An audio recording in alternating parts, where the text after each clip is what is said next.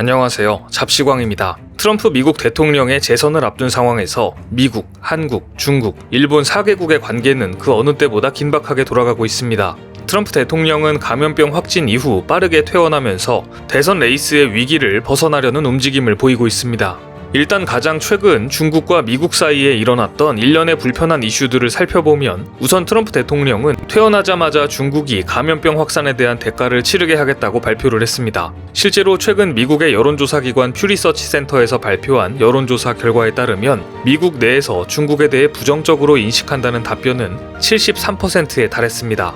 미국뿐만 아니라 한국, 일본, 독일 등 주요 14개 국가에서 중국에 대한 부정적 인식은 역대 최고치를 기록했습니다.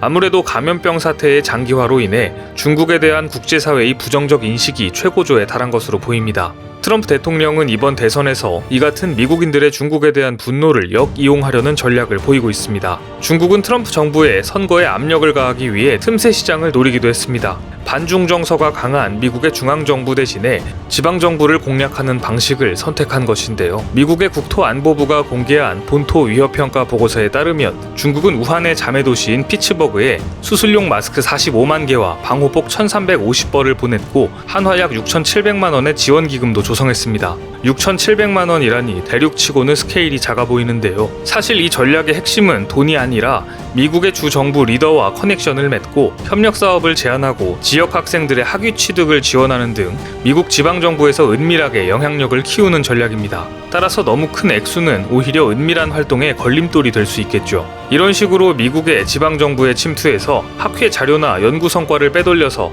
미국 학자들의 노하우를 빼내는 방식으로 미국의 기술도 탈취한 것으로 전해졌습니다. 유엔에서도 미국과 중국의 편가르기식 갈등 양상이 더욱 명확해지고 있습니다.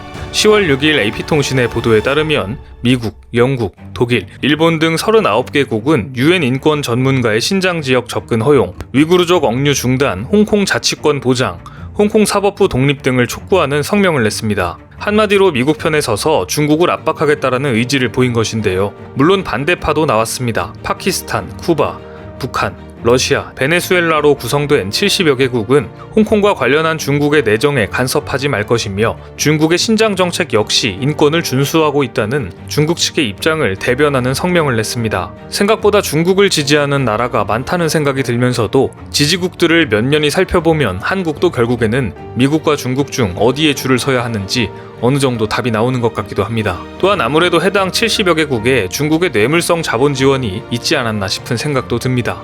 특히 미국 진영에서 눈에 띄는 것이 일본의 행보인데요. 일본은 최근 스가 총리가 일본에 방문한 폼페이오 국무장관과 면담하는 등 미국과 긴밀한 관계를 이어가려는 행보를 보이고 있습니다. 그런데 일본에 방문한 폼페이오 장관은 스가 총리를 당혹스럽게 만들고 있습니다. 폼페이오 장관은 NHK와의 인터뷰에서 감염병은 중국이 은폐해서 사태가 악화되었다. 일본을 포함한 쿼드 4개국이 연계해 공산당의 부패와 착취 위압으로부터 지켜내야 한다며 중국을 아주 강도 높게 비판했습니다. 하지만 자칫 일본에서의 이러한 강한 발표가 일본의 입장으로 중국에 비춰질 수 있기 때문에 일본은 난감한 모습을 보이고 있습니다. 모테기 도시미스 일본 외무상은 중국에 관한 현안에 기존의 국제질서가 도전받고 있으며 자유롭고 개방된 국제질서를 강화해 나가야 한다는 모호한 답변을 남겼습니다. 중국에 관한 내용을 이야기하면서 중국이라는 단어조차 언급하지 않은 것입니다. 미국의 편에 서는 것이 일본의 이익이 되는 것은 맞지만 작정하고 중국에 덤벼드는 것은 일본 입장에서 상당히 부담스러운 것이 사실입니다. 하지만 폼페이오는 일본에 대한 압박을 더욱 높였습니다. 도쿄에서 인도, 일본, 호주, 미국 쿼드 4개국 면담을 하며 중국을 강력하게 비판하는 공동 성명을 내려고 한 것인데요. 결국 이 성명은 불발되었습니다. 미국을 제외한 인도, 일본, 호주는 미국을 지지하는 것은 부담이 없지만 중국을 맹비난하는 성명을 내는 것은 상당한 부담감이 따릅니다. 마이니치 신문의 보도에서도 일본 외무성 간부는 4개국에게는 각자의 생각이 있고 완전하게 일치하는 것은 아니다라는 발언을 했습니다. 일본은 최악의 경제 상황에서 중국의 경제 보복까지 들어온다면 경제 회복은 사실상 불가능해지는 상황입니다. 아사히 신문도 인도 역시 중국과 최근 국경 갈등을 겪고 있지만 미국에 이어 두 번째 무역 대상국이기도 하기 때문에 국경 갈등 이외에 미국을 통해 중국을 자극하는 것은 곤란한 입장이라고 전했습니다.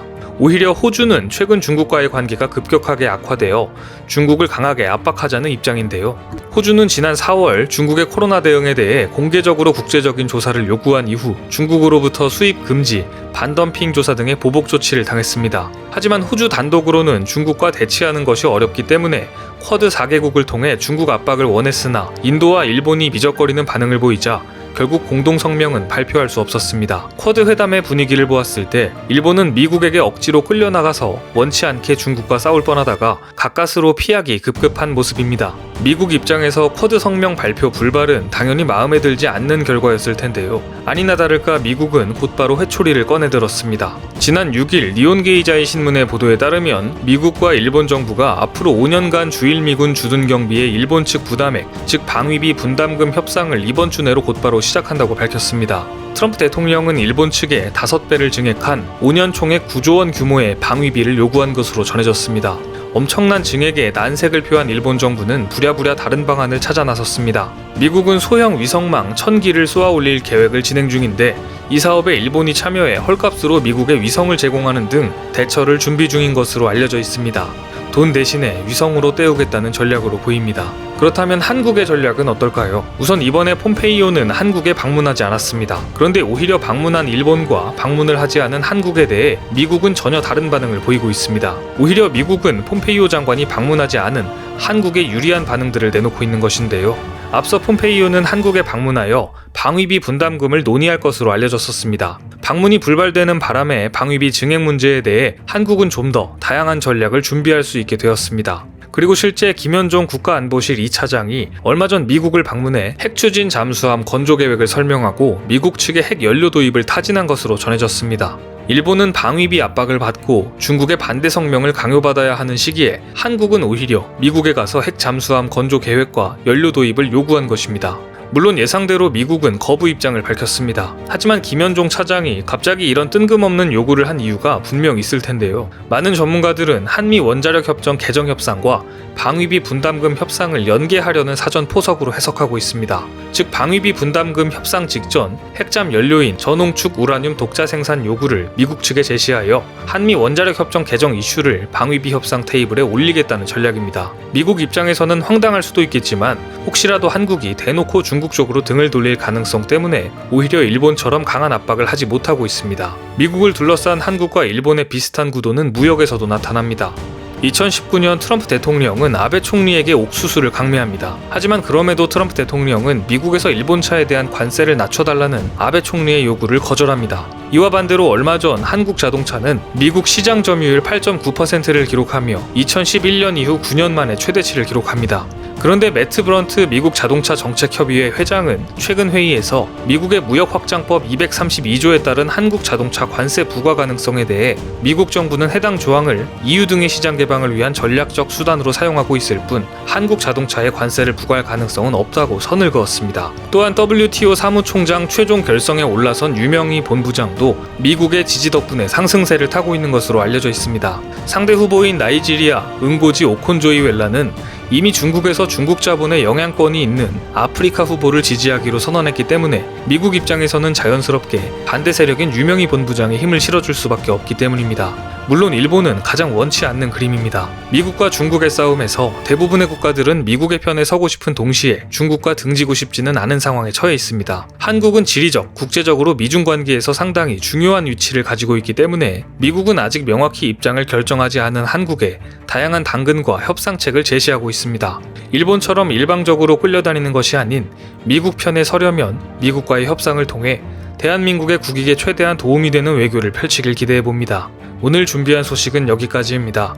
댓글을 통한 여러분들의 많은 의견 기다리겠습니다. 많은 분들의 생각이 모였을 때 진정 가치 있는 지식이 완성될 것입니다. 시청해주셔서 감사합니다.